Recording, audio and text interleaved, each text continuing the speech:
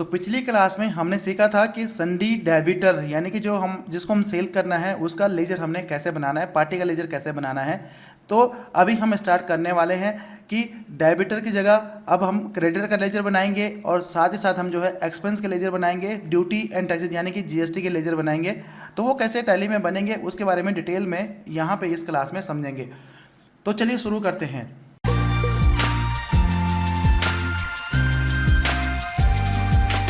तो वो सेम जैसे कि हमने पिछली वीडियो में देखा था कि भाई लेजर बनाने के लिए हमें क्रेडिट में जाना है और उसके बाद लेजर में जाना है। तो पिछली बारी हमने बनाया था संडी डेटर का लेजर, और दिखा देता हूँ कौन सा लेजर बनाया था। ये बनाया था हमने राम या Ram Singh and company.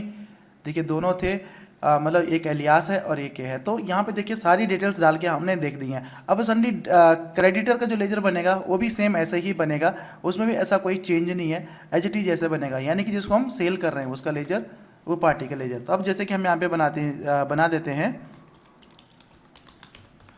ABC company Noida, ठीक है, ये बना दिया। एंड इसमें जो है कुछ हमने ऑप्शन डिसेबल कर दिए थे लास्ट टाइम पे, जैसे कि हमारा एलियास हो गया और ये हो गया, ये सारी डिटेल हमने कुछ जो है डिसेबल कर दी थी। तो ये देखिए ये लैंग्वेज हो गया एंड उसके बाद ये हो गया नेम हो गया। यहाँ पे आप एलियास डाल सकते हैं जो कि मैंने पिछली क्लास में आपको बताया था। डिस्क्रिप्शन नोट्स हो गया। अब यहाँ पे सिर्फ हमने संडी डेबिटर की जगह संडी क्रेडिटर लेना है, ठीक है। तो संडी क्रेडिटर कौन होता है? जिससे हम परचेज कर रहे हैं उस लेजर को हम संडी क्रेडिटर के नाम पे संडी क्रेडिटर के ग्रुप में टैग करेंगे, ठीक है। संडी डेटर और क्रेडिटर पिछली वीडियो में मैंने आपको समझाया था। संडी डेटर का मतलब है जिसको कि हम सेल कर रहे हैं, जो हमारा डेबिटर है, जिसने हमें पैसे देने हैं, ठीक है, और जिसको हम उधारी पे माल दे रहे हैं या हम उसको साथ के साथ उसके पेमेंट भी आ रही है तो पेमेंट की एंट्री भी करेंगे। तो क्रेडिटर कौन है? क्रेडिटर जिसे हम परचेज कर रहे हैं, जिसको हमने पैसा देना है, यानी कि जो हमारा पेबल है, ठीक है। उसके बाद ये सारी चीज़ें बताई थी आपको कि मेंटेन बिल बाय बिल करेंगे। उसके बाद इसका फ़र्क क्या होगा मेंटेन बिल बाय बिल का? तो इसका फ़र्क क्या होगा? इसका जब हम एंट्री करेंगे तो वहाँ पे हमें बिल बाय बिल मेंटेन करने के लिए आएगा। क्रेडिट डेज हो गया, कितने दिन की उधारी दे रहे हैं, और इस ऑप्शन को हमने यस किया था, check for credit days during voucher entry. तो ये सारी जो डिटेल्स हैं ना, सारी वही डिटेल्स हैं जो कि हमने संडी डेबिटर वाले लेजर में डाली थी। तो वही फॉर्मेट यहाँ पे जो है आपको मिलता है और वही डिटेल आपको यहाँ पे डालनी होती हैं, ठीक है। तो संडी डेटर क्रेडिटर में सिर्फ इतना ही फर्क है कि आपने जो जिसको आप सेल कर रहे हैं जब उसका लेजर बनाएंगे तो संडी डेबिटर में उसको टैग करना है ग्रुप के अंदर में, और जिसको आप जिससे आप परचेज कर रहे हैं उसको आपने संडी क्रेडिटर के ग्रुप में टैग करना है, ठीक है। बिल्कुल आसान है। अगर कोई आपके कमेंट है तो मेरे को जो है चैट में डालिए, या फिर आप मेरे को कमेंट में भी डाल सकते हैं जो ये वीडियो यूट्यूब में देख रहे हैं, ठीक है। तो ये हो गया। अब हम एक्सपेंस का लेजर बना देते हैं। तो एक्सपेंस का लेजर क्योंकि बहुत ज़रूरी है, जैसे कि हमारा ऑफिस है तो ऑफिस में बहुत सारे एक्सपेंस होते हैं। अब ऑफिस में एक्सपेंस के बहुत सारे हेड हो सकते हैं, ठीक है। तो जो आगे हम जब एंट्री करेंगे तो उसमें हम सीखेंगे भाई कौन सी एंट्री को किस तरह से ग्रुपिंग करेंगे। तो पहले हम एक्सपेंस का लेजर बनाना सीख लेते हैं। तो यहाँ पे क्रिएट में हम जाएंगे, लेजर में जाएंगे। अब यहाँ पे जैसे कि हम बना देते हैं ऑफिस एक्सपेंसेस, ठीक है। और उसके बाद सारी डिटेल्स यहाँ पे और भी हैं, जैसे कि हमने पिछली लेजर में सीखा था कि उसका अगर डिस्क्रिप्शन डालना है और नोट्स डालना है। बस यहाँ पे फ़र्क ये है कि आपको यहाँ पे जैसे कि हमने पिछले लेजर में संडी डेटर क्रेडिटर में टैग किया था, यहाँ पे जो भी आपका एक्सपेंस का लेजर है उसको आपको टैग करना होता है एक्सपेंस के अंदर में। तो ये हमारा एक्सपेंस है यहाँ पे। अब यहाँ पे दो तरह के एक्सपेंस हैं, एक है इनडायरेक्ट एक्सपेंस और एक है डायरेक्ट एक्सपेंस। लेकिन डायरेक्ट और इनडायरेक्ट एक्सपेंस क्या होता है? तो इनडायरेक्ट एक्सपेंस उसको कहते हैं जो कि आप नॉर्मली ऑफिस में आपका खर्चा होता है, जो नॉर्मल एक्सपेंस होता है। जैसे कि आप स्टेशनरी ले आए, किसी को आपने कन्वेंस दे दिया, कुछ दे दिया, तो वो आपका सारा जो है इनडायरेक्ट एक्सपेंस में आता है। और डायरेक्ट एक्सपेंस क्या होता है? अब डायरेक्ट एक्सपेंस वो होता है जो कि आपके किसी गुड्स को बनाने में, यानी कि किसी प्रोडक्ट को बनाने में जो खर्चा होता है। मान लीजिए आप जो है आप एक कोई मशीन बना रहे हैं, मशीन ले लो, या मैं एक छोटा सा एग्जांपल लेता हूं। मान लीजिए आप कोई कंप्यूटर बना रहे हैं, ठीक है, कंप्यूटर बना रहे हैं। अब आपने जो है सारी अलग अलग चीज़ें परचेज की, कीबोर्ड परचेज किया, मदरबोर्ड परचेज किया, हार्ड डिस्क परचेज किया, रैम परचेज किया, कैबिनेट परचेज किया, ठीक है। अब आपने उसको असेंबल किया, ठीक है। अब असेंबल करने में उसमें जो आपका एक्सपेंस लगा है, यानी कि जिसने उसको असेंबल किया उसमें आपकी लेबर लगी होगी ना, तो जो वो लेबर चार्जेज है ना, वो आप जो है डायरेक्ट एक्सपेंस में डाल सकते हैं। अब इससे फ़र्क क्या होगा, इससे फ़र्क आपका ये होगा कि जो आपका ट्रेडिंग अकाउंट है ना, जब आप ट्रेडिंग अकाउंट में जाएंगे, जो कि मैं आपको आगे बताऊंगा कि ट्रेडिंग अकाउंट क्या होता है, कैसे देखना होता है। तो ट्रेडिंग अकाउंट में इसका जो हेड है ये आपके एक्सपेंस में न जाके, इनडायरेक्ट एक्सपेंस में न जाके ऊपर डायरेक्ट एक्सपेंस में दिखेगा। तो जो आपका जो नेट प्रॉफिट और नेट लॉस है ना, वो उसमें वाइब्रिकेशन में आपको फर्क देखने को मिलेगा। तो ये डिटेल में तब जानेंगे डायरेक्ट एक्सपेंस और इनडायरेक्ट एक्सपेंस, जब हम ट्रेडिंग अकाउंट में या प्रॉफिट एंड लॉस में जाएंगे, तो वहाँ पे हमें ये अच्छे से समझ आएगा। तो यहाँ पे ये समझ लीजिए कि कौन सा खर्चा कौन से ग्रुप के अंदर में टैग करना है। अब मान लीजिए आपका जो छोटे मोटे खर्चे हैं ऑफिस के, जैसे कि आप जो है आपका स्टाफ वेलफेयर्स हो गया, कि जो स्टाफ में आप स्टाफ ने खाना खोने के लिए मंगाया वो हो गया। स्टाफ के लिए जो है आपने कोई ऐसा एक्सपेंस किया, जैसे कि ट्रेवल के लिए आपने उसको कन्वेंस दे दिया, ठीक है। या फिर आपने ऑफिस के लिए कुछ चीज़ मंगा ली, जैसे कि नॉर्मल आपने कैश दिया और उसकी चीज़ मंगा ली, स्टेशनरी का सामान मंगा लिया, आपने पेन मंगा लिया, आपने नोट पैड मंगा लिए, आपने जो है इसके अलावा और भी बहुत सारी चीज़ें आ रही हैं, जैसे कि आपने दूध मंगा लिया, ठीक है, ऑफिस में चाय बनाने के लिए, या बाहर से चाय मंगवा ली। तो ये जो छोटे मोटे खर्चे हैं ना, ये सारे जो है आपके इनडायरेक्ट एक्सपेंस में टैग होंगे। और डायरेक्ट एक्सपेंस में आपका सिर्फ वो टैग होगा जिसको कि आप प्रोडक्ट बनाने के लिए खर्च कर रहे हैं। जैसे कि आपने कोई प्रोडक्ट मंगवाया, अब उसमें आपने फ्रेट दे दिया, ठीक है। अब वो जो फ्रेट है उसकी कॉस्टिंग में ऐड करना है, तो उसको डायरेक्ट एक्सपेंस में आपको डालना पड़ेगा, ठीक है। मान लीजिए आपने 1000 रुपये का कोई प्रोडक्ट मंगाया, अब उसको लाया, गाड़ी से लाया गया या किसी के थ्रू मंगाया गया, या आपने उसको टेम्पो से मंगाया, तो जो टेम्पो का खर्चा है वो एक्सपेंस है, वो आप जो है डायरेक्ट एक्सपेंस में ले सकते हैं, ताकि वो आपकी गुड्स की जो कॉस्ट है उसमें ऐड हो सके, ठीक है। तो डायरेक्ट एक्सपेंस और इनडायरेक्ट एक्सपेंस आपको समझ आ गया। जो आपका इनडायरेक्ट एक्सपेंस जो ऑफिस में आपके छोटे मोटे खर्चे होते हैं वो इनडायरेक्ट एक्सपेंस में, और जो किसी प्रोडक्ट को बनाने में या उसको असेंबल करने में या उसको तैयार करने में जो खर्चा होता है उसको डायरेक्ट एक्सपेंस में, ठीक है। डन। कोई क्वेश्चन है तो मेरे को कमेंट में लिखना। तो ये हो गया आपका इनडायरेक्ट एक्सपेंस में, हम इसको डाल देते हैं। उसके बाद मेंटेन बिल बाय बिल। तो यहाँ पे मेंटेन बिल बाय बिल क्या करेंगे हम इसमें, क्योंकि ये तो हम नॉर्मल खर्चा डाल रहे हैं, तो उसको मेंटेन बिल बाय बिल नहीं करते हैं यहाँ पे। इसको हम जो है इन्वेंट्री वैल्यू आर इफेक्टेड कर सकते हैं, ठीक है, क्योंकि हम इसको टैग कर सकते हैं कि कौन से आइटम के लिए या कौन से गुड्स के लिए हमें खर्चा कर रहे हैं। तो जो इनडायरेक्ट एक्सपेंस का जो खर्चा है, इसको हमें आइटम में भी टैग करने की जरूरत नहीं है। हाँ, अगर हम डायरेक्ट एक्सपेंस में लेते हैं तब हम इसको जो है इन्वेंट्री वैल्यू आर इफेक्टेड को यस कर सकते हैं, ताकि हम इसका जो खर्चा है वो हम प्रोडक्ट में दिखा सकें कि उस प्रोडक्ट की कॉस्ट को हम बढ़ा सकें इस पर्टिकुलर एक्सपेंस से, ठीक है। तो मेंटेन बिल बाय बिल भी नहीं करते हैं और इन्वेंट्री वैल्यू आर इफेक्टेड को भी यहाँ पे नहीं इनेबल करते हैं, ठीक है। अगर हम मेंटेन बिल बाय बिल करेंगे तो इसमें तो हमने ना इसको एक्सपेंस के लेजर को ना तो हमने इसका पे करना है, ना इसको रिसीव करना है। ये तो हमारा खर्चा, ये डेबिट होना ही होना है, ठीक है। तो इसको हम दोनों ऑप्शन को नो रखते हैं। उसके बाद यहाँ पे पूछता है टाइप ऑफ लेजर। तो टाइप ऑफ लेजर कैसा है, इनवाइज राउंडिंग है, तो उसको हम अभी छोड़ देते हैं। जब हम इनवाइज बनाएंगे तो उसमें डिस्काउंट और राउंडिंग ऑफ का जो है ऑप्शन हमें यूज़ करना पड़ेगा, तो वहाँ पे हम इसको यूज़ करेंगे। तो यही नॉट एप्लीकेबल हो गया। उसके बाद additional cost in purchase invoice. तो इसका क्या होता है कि अगर आपने एडिशनल कॉस्ट, ये जो कॉस्ट है ना इस पर्टिकुलर लेजर की, अगर आपने ऐड करनी है अपने परचेज इनवाइज में, अगर जैसे कि आपने परचेज किया 100 रुपये का, जैसे कि मैंने आपको इनडायरेक्ट एक्सपेंस के डायरेक्ट एक्सपेंस के केस में बताया, तो उस केस में आप जो है यहाँ पे एप्रोक्रिएटेड बाय क्वांटिटी और एप्रोक्रिएटेड बाय वैल्यू, जो इसका लिस्ट ऑफ मेथड में इसका जो है एडिशनल कॉस्ट को ऐड कर सकते हैं, वो आपके परचेज की कॉस्ट में ऐड हो जाएगा, ठीक है। ये हम आगे समझेंगे जब हम इसकी एंट्री करेंगे। तो उसको हम यहाँ पे नॉट एप्लीकेबल कर देते हैं। तो यहाँ पे नॉर्मल जो लेजर है इनडायरेक्ट एक्सपेंस का, उसको कैसे बनाना है। अब यहाँ पे आता है include in assessable value calculation, ये जीएसटी के लिए होता है। तो इसका मतलब है कि अगर आप जो है इसमें कोई टैक्स नहीं लगाना चाहते, जैसे फ्रेट का लेजर होता है, तो फ्रेट के लेजर को किस तरह से बनाते हैं, जैसे कि अभी हम सीखेंगे फ्रेट के लेजर कैसे बनाते हैं। तो उसमें हमें क्या करना पड़ता है, जीएसटी में इंक्लूड करना पड़ता है, क्योंकि उसका जो हायरार्की है या उसका जो मेथड है ना, उसको अगर हम इनवाइस में फ्रेट चार्जेस लगाते हैं तो उसमें क्या होता है, वो जो है आइटम के अकॉर्डिंगली उसमें जीएसटी कैलकुलेट होता है। तो एक्सपेंस के केस में ऐसा नहीं है। अगर आपने किसी से कोई कुछ चीज़ परचेज की, एक्सपेंस किया और उसने आपको बिल दिया, तो उसमें नॉर्मली जो है आपको सर्विस का जो चार्ज लगेगा वो लगा देता है कि भाई 18% है या क्या है, तो वो चार्ज उसमें लग जाता है। तो वो आप यहाँ पे डिफाइन कर सकते हैं, उसका HSN कोड यहाँ पे डिफाइन कर सकते हैं। तो इसको हम यहाँ पे फिलहाल के लिए नो रखते हैं, यानी कि नॉट एप्लीकेबल रखते हैं। अब आता है जीएसटी एप्लीकेबिलिटी, तो इसको हम यहाँ पे एप्लीकेबल कर देते हैं, क्योंकि हमें इसमें जीएसटी भी यहाँ पे सेट करना है। ठीक है, अब यहाँ पे आता है कि भाई HSN, इसका जो HSN कोड कैसे हमें यहाँ पे सेट करना है।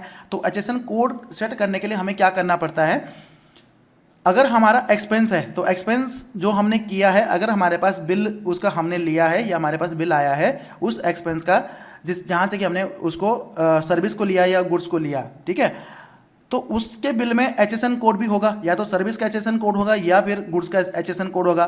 तो वो HSN कोड हमें यहाँ पे सेट करना है। ठीक है, अगर हम कोई चीज़ परचेज करें, ताकि हमारी जो रिटर्न बनेगी, जीएसटी की रिटर्न बनेगी, वहाँ पे प्रॉपरली हमारी जीएसटी की रिटर्न जो है एक्यूरेट बने। ठीक है, तो यहाँ पे जीएसटी HSN कोड कैसे डालना है, तो यहाँ पे आप देखेंगे आपके पास 2-3 ऑप्शन आते हैं। सबसे पहला आता है HSN/SAC डिटेल्स। तो यहाँ पे ये बताता है कि भाई किस अकॉर्डिंगली आपने लगाना है, लेजर में लगाना है या आइटम में लगाना है। तो इन 3 ऑप्शन का मतलब आप समझ लीजिए, एज पर कंपनी/ग्रुप। तो इसका मतलब क्या होता है कि भाई इस लेजर में नहीं लगाना, हमें जो ये पिक करेगा HSN कोड जो पिक करेगा एंट्री में, वो हमारी स्टॉक आइटम से करेगा। ठीक है, स्पेसिफाई ईयर, अगर आपने इस लेजर में सेट करना है, जैसे कि ये आइटम इनवाइस, जो हम आइटम इसका जो इनवाइस बुक करेंगे यानी कि एक्सपेंस बुक करेंगे, उसमें आइटम का लेना देना नहीं है, तो हम क्या करेंगे, यहीं पे स्पेसिफाई कर देंगे। ठीक है, तो स्पेसिफाई ईयर कर देंगे। अब यहाँ पे HSN कोड डाल देंगे। मान लीजिए HSN कोड है 1 2 3 4 5 6। ठीक है, उसका डिस्क्रिप्शन क्या है, तो डिस्क्रिप्शन जो भी आपका HSN का डिस्क्रिप्शन है वो आप नेट में जाके सर्च कर सकते हैं कि कौन से प्रोडक्ट का क्या HSN है और क्या डिस्क्रिप्शन है। ठीक है, तो फिलहाल हम इसको अदर्स में डाल देते हैं। तो HSN हमने लेजर में सेट कर दिया। अब हमें क्या करना है, हमें जीएसटी रेट को सेट करना है कि इस पे कितना जीएसटी लग के आया है या इस पे कितना जीएसटी एप्लीकेबल है। ठीक है, अब ये इसलिए करें क्योंकि यहाँ पे देखिए, जो हम इसका इनवाइस बुक करेंगे उसमें हम स्टॉक आइटम को नहीं इन्वॉल्व करेंगे। ठीक है, जो कि हम आगे समझेंगे डिटेल में जब हम परचेज की एंट्री पे चलेंगे। तो ये हमारा हो गया। अब इसको हम स्पेसिफाई ईयर कर देते हैं। यहाँ पे भी सेम है कि बेस्ड ऑन स्लैब, अगर आपका स्लैब मतलब बहुत सारी चीज़ें ऐसी होती हैं जो स्लैब के ऊपर डिपेंड करती हैं रेट उसका, जैसे कि 1000 रुपये का है तो 1000 रुपये में 5%, 1000 से 2000 के बीच का है उसका तो उसमें 12%। तो अगर आप स्लैब वाइज आता है तो स्लैब वाइज लगा सकते हैं। तो इसमें हम क्या करते हैं, स्पेसिफाई ईयर। तो यहाँ पे पूछता है कि टैक्सेबिलिटी क्या है, टैक्सेबिलिटी टाइप क्या है। तो टैक्सेबिलिटी टाइप यहाँ पे 3-4 आते हैं, एग्जेम्प्ट आता है, निल रेटेड आता है, नॉन जीएसटी आता है और ये टैक्सेबल आता है। तो इसमें हम टैक्सेबल ले लेते हैं क्योंकि इस पर टैक्स लगेगा। अब यहाँ पे जो है नेचर ऑफ ट्रांजैक्शन पूछ रहा है, तो नेचर ऑफ ट्रांजैक्शन आप यहीं पे टैग कर सकते हैं कि भाई लोकल है, इंपोर्ट है या सेंट्रल है। तो यहाँ पे हम इसको फिक्स नहीं करते हैं क्योंकि हो सकता है कि जो एक्सपेंस हम कर रहे हैं वो हमारा अदर स्टेट से भी हम परचेज करके ला रहे हैं, उसमें IGST लग रहा है, या जिसको कि हम लोकल भी इसी लेजर को यूज़ करेंगे जिसमें कि लोकल परचेज होगी। यहाँ पे हम क्या करते हैं, यहाँ पे इसको नॉट एप्लीकेबल कर देते हैं, यानी कि सिस्टम पे छोड़ देते हैं कि भाई सिस्टम इन फ्रेट कर देते हैं इसको, और ये जो है आगे हम इसका रेट डाल देते हैं। जैसे कि इसमें लगता है हमारा 18% इसमें टैक्स लगा है और CGST 9% और SGST 9%। उसके बाद इसमें सेस पूछ रहा है, अगर आपके उस पर्टिकुलर प्रोडक्ट में सेस लगा है तो सेस को भी आप यहाँ पे सेट कर सकते हैं। तो इसको हम यहाँ पे नॉट एप्लीकेबल कर देते हैं। And applicable for reverse charges, अगर इस आइटम पे रिवर्स चार्जेस एप्लीकेबल है। अब रिवर्स चार्ज क्या होता है, अब मोटा मोटा पहले यहाँ पे समझ लीजिए रिवर्स चार्ज क्या होता है, और उसके बाद जब एंट्री करेंगे तो डिटेल में वहाँ पे समझेंगे रिवर्स चार्ज मैकेनिज्म क्या है। ठीक है, RCM मैकेनिज्म। तो रिवर्स चार्ज का मतलब होता है कि अगर आपने कोई प्रोडक्ट परचेज किया और उसमें सामने वाले ने GST नहीं लगाया, तो उसमें आपकी ड्यूटी बनती है कि उसमें टैक्स गवर्नमेंट को जमा कराएं। ठीक है, सामने वाला हो सकता है उसकी कैटेगरी एग्जेम्प्ट हो, या वो अनरजिस्टर्ड डीलर हो, या और भी कोई जो है एक्सेप्शनल केस हो सकते हैं। तो अगर सामने वाले ने उस पर्टिकुलर आइटम पे GST नहीं लगाया है, उसने कहा कि भाई हम रिवर्स चार्ज में आपको दे रहे हैं, आपका इसका GST गवर्नमेंट को पे करिए। ठीक है, तो तो आपने उसका जीएसटी सामने वाले को पे नहीं करना जिससे कि आप परचेज कर रहे हैं, बल्कि उसका जो जीएसटी है वो गवर्नमेंट को पे करना है। ठीक है, तो रिवर्स चार्ज यही हो गया कि आप अपने परचेजर को पे ना करके उसका जीएसटी आप डायरेक्टली गवर्नमेंट को पे कर रहे हैं। ठीक है, तो अगर ये रिवर्स चार्ज में आता है, जैसे कि आप अनरजिस्टर्ड डीलर जो जीएसटी में रजिस्टर्ड ही नहीं है उससे परचेज कर रहे हैं, तो उसमें हमारी ड्यूटी क्या बनती है कि इस आइटम के ऊपर जो भी टैक्स बनता है उसको हम डायरेक्टली परचेजर को ना देके उसका हम गवर्नमेंट को उसका पे कर देंगे। ठीक है, बाकी डिटेल में जब एंट्री करेंगे इसके तब समझेंगे। तो रिवर्स चार्ज तो नहीं है इसमें, तो इसको नो रख देते हैं। Eligible for input tax credit, yes, क्योंकि इसका अगर हम रजिस्टर्ड डीलर से परचेज कर रहे हैं तो हमें इसका इनपुट क्रेडिट भी लेना है इस पर्टिकुलर सर्विस का।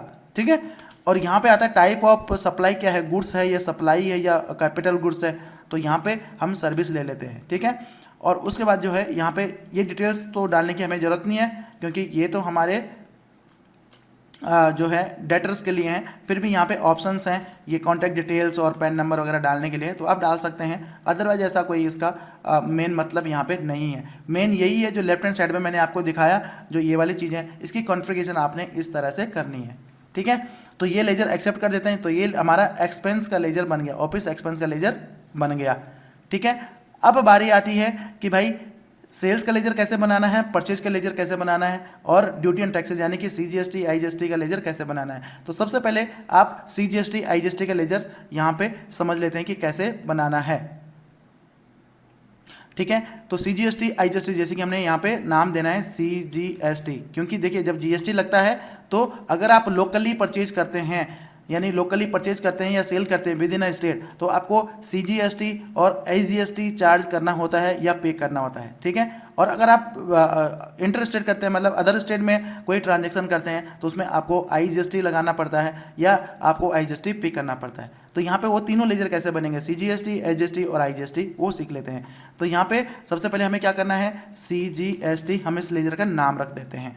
ठीक है, सीजीएसटी हो गया, और उसको हमें किसके अंदर में टैग करना है, ड्यूटी एंड टैक्सेस के अंदर में टैग करना है। अब यहाँ पे पूछता है type of duty oblique taxes, तो टाइप ऑफ ड्यूटी क्या है, जीएसटी है, क्योंकि ये जीएसटी के लिए लेजर हम बना रहे हैं। और यहाँ पे पूछता है टैक्स टाइप क्या है, आपका सीजीएसटी है, आईजीएसटी है, तो इसको आप ध्यान से उसी के अंदर टैग करना है। तो ये हमारा सीजीएसटी का लेजर है, तो सीजीएसटी में मेंटेन बिल बाय बिल पूछ रहा है, तो मेंटेन बिल बाय बिल का इसमें कोई लेना देना नहीं है, मतलब इसमें मेंटेन बिल बाय बिल हमें नहीं करना है। Additional cost in purchase invoice, तो अगर आप चाहते हैं कि भाई जो आपकी ये कॉस्ट है, क्योंकि इसका तो हमने इनपुट क्रेडिट लेना है, तो इसको हम इस ऑप्शन को नो रखेंगे। परसेंटेज यहाँ पे पूछ रहा है, तो यहाँ पे परसेंटेज डालने की ज़रूरत नहीं है, क्योंकि जब हम एंट्री करेंगे तो हमारी जो गुड्स होगी या जो हमारा लेजर में जो हमने जीएसटी डाला होगा उसकी परसेंटेज से ऑटोमेटिकली पिक करेगा। तो सही तरीका यही है इस लेजर को बनाने का, यानी कि जीएसटी के लेजर को बनाने का, सीजीएसटी लेजर बनाने का, या आईजीएसटी या एसजीएसटी का लेजर बनाने का। ठीक है, राउंडिंग मेथड, तो यहाँ पे आप राउंडिंग ले सकते हैं। राउंडिंग का मतलब है, मान लीजिए आपने 99 रुपये का परचेज किया, उसमें जो जीएसटी लगा तो वो पैसे में आ सकता है। ठीक है, तो पैसे में ना आए ताकि वो जो पूरा फिगर है वो राउंडिंग ऑफ में है, तो यहाँ पे आप राउंडिंग ले सकते हैं। अब राउंडिंग यहाँ पे 3 तरह की राउंडिंग होती हैं, एक होती है डाउनवर्ड राउंडिंग, एक होती है नॉर्मल राउंडिंग, और एक होती है अपवर्ड राउंडिंग। तो डाउनवर्ड राउंडिंग का मतलब क्या होता है कि मान लिया जाए आपका जो अमाउंट बन रहा है 1 रुपये 70 पैसे बन रहा है, तो ये क्या करेगा, उस पर्टिकुलर जब उसका अमाउंट पिक करेगा तो 1 रुपये 70 पैसा ना लेके 1 रुपये काउंट कर लेगा, तो वो हो गया डाउनवर्ड राउंडिंग। और नॉर्मल राउंडिंग का मतलब क्या हो गया, अब नॉर्मल राउंडिंग का तब समझते हैं, पहले अपवर्ड राउंडिंग का समझ लेते हैं। तो अपवर्ड राउंडिंग का मतलब क्या हो गया, अपवर्ड राउंडिंग का मतलब हो गया कि अगर आपका 1 रुपये 70 पैसे है तब भी वो 2 रुपये लेगा, और अगर आपका जैसे 1 रुपये 40 पैसा या 1 रुपये 30 पैसा है तो तब भी उसका जो अमाउंट है वो 2 रुपये लेगा। ठीक है, अगर 1 रुपये से ऊपर चला गया 1 पैसा भी तो वो सीधा 2 रुपये लेगा। तो ये हो गया अपवर्ड राउंडिंग। अब नॉर्मल राउंडिंग क्या होता है, तो नॉर्मल राउंडिंग का मतलब है ये 50-50 है। अगर आपका 1 रुपये 50 पैसे से 1 रुपये 51 पैसे हो जाता है, 1 रुपये 52 पैसे, 1 रुपये 60 पैसे, 70 पैसे, 80 पैसे हो जाता है, तो ये क्या करेगा, उसको 2 रुपये ले लेगा। और अगर आपका 1 रुपये 50 पैसे से कम है, यानी कि 1 रुपये 50 पैसे से 49 पैसा है, 1 रुपये 49 पैसा है, तो ये क्या करेगा, उसको 1 रुपये में कंसिडर करेगा। ठीक है, तो हमेशा हम यहाँ पे क्या करते हैं, नॉर्मल राउंडिंग लेते हैं और लिमिट क्या रखते हैं, 1 रखते हैं। ठीक है, तो ये हमारा सीजीएसटी का लेजर बन गया। अब हमें ऐसे ही बनाना है एसजीएसटी का लेजर। इसको बिल्कुल ध्यान से आप देखिएगा, कहीं पे भी गलती मत करना। तो उसको टैग करना है जीएसटी में, और यहाँ पे SGST है तो ये आ गया SGST UTGST, ठीक है, इसमें टैग करना है। और बाकी चीज़ें वैसे रखनी है, राउंडिंग में हम इसको नॉर्मल राउंडिंग कर देते हैं। अब बारी आती है, ये हमारे दो लेजर बन गए CGST और IGST की। अब बारी आती है IGST की लेजर की। तो IGST लेजर जो कि हमारा इंटरस्टेट परचेज या सेल करने में जो हम जिसको इस्तेमाल करेंगे, तो इसको ड्यूटी एंड टैक्सेस के अंडर में लेना है, और उसके बाद फिर इसको GST में लेना है, और यहाँ पे सबसे ऊपर आ रहा है IGST में इसको टैग करना है, ठीक है। और बाकी हमने इसको सेम वैसे रखना जैसे कि हमने पिछला वाला लेजर रखा था। तो हमारे ड्यूटी एंड टैक्सेस के लेजर बन गए हैं। अब बारी आती है कि भाई सेल्स का अकाउंट या परचेज का लेजर या सेल्स का लेजर कैसे बनाना है, तो वो भी हम यहाँ पे समझ लेते हैं। तो सबसे पहले हम क्या बनाते हैं, सेल्स का लेजर बना लेते हैं। जब हम सेल करेंगे तो हमें सेल्स का लेजर चाहिए होगा, तो सेल्स हो गया।